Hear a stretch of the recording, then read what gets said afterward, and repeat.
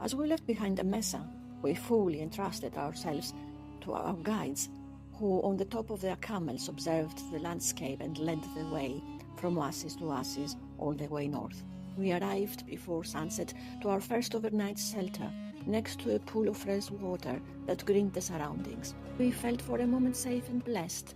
In our minds, the approaching time for love and caress, when all will be asleep and our hands, undisturbed by the gaze of the indiscreet, will explore our bodies for another time. We had finished dinner when we heard them. "That's her!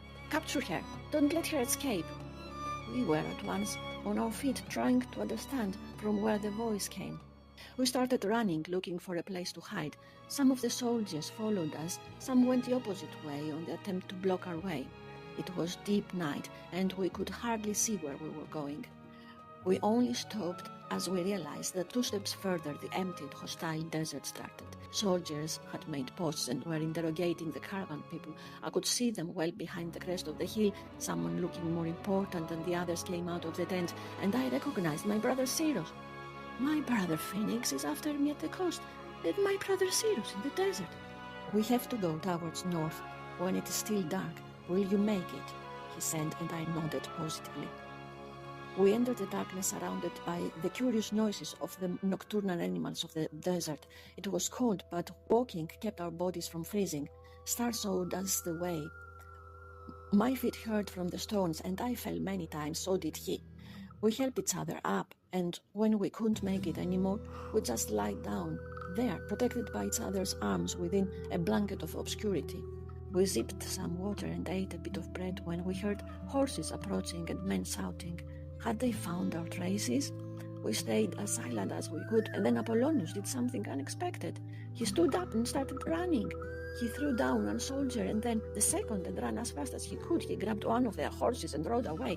As they realized we would escape, I saw them raising their bows, and before I could exhale the terror that filled my heart, the arrows had reached him. I saw his body falling from the horse, and I knew that this was the last time I saw him alive. The soldiers searched, but didn't find me. Apollonius dead, how could that be? "Oh, Zeus, you murderer of a brother, why aren't you in his place?" I heard the soldiers galloping away. I went to him, lacerated by pain, and I knelt down next to him.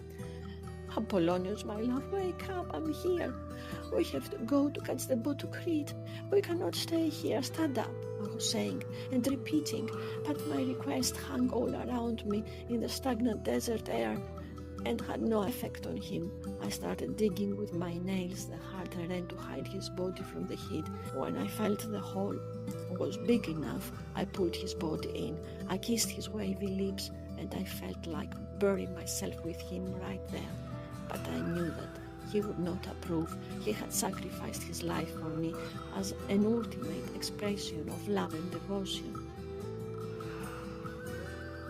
I stood up and started walking, always north, as he had planned.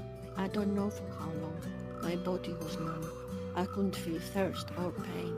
I remembered only falling on the stony ground and my face landing among the purple desert flowers. The scent of the flowers impregnated my nostrils and the whole of my brain. But then I felt someone breathing in my ear, and as I opened my eyes, I saw him once again, my bull. Or was it Zeus himself in a bull's form? Oh, had he found me? With my last force I mounted him. He carried my senseless body, I don't know for how long. I woke up from the rays of sun in my eyes. Then I felt someone trying to give me water. Was it Apollonius? I remembered the death in the desert and pain rose in my body. "Apollonius," I whispered with a sob. I heard my bull mooing. "You are my Zeus now, my protector," I thought, and tears filled my eyes. I was lying under a huge tree with branches as low as the ground. It was as if the tree candled me back to sleep.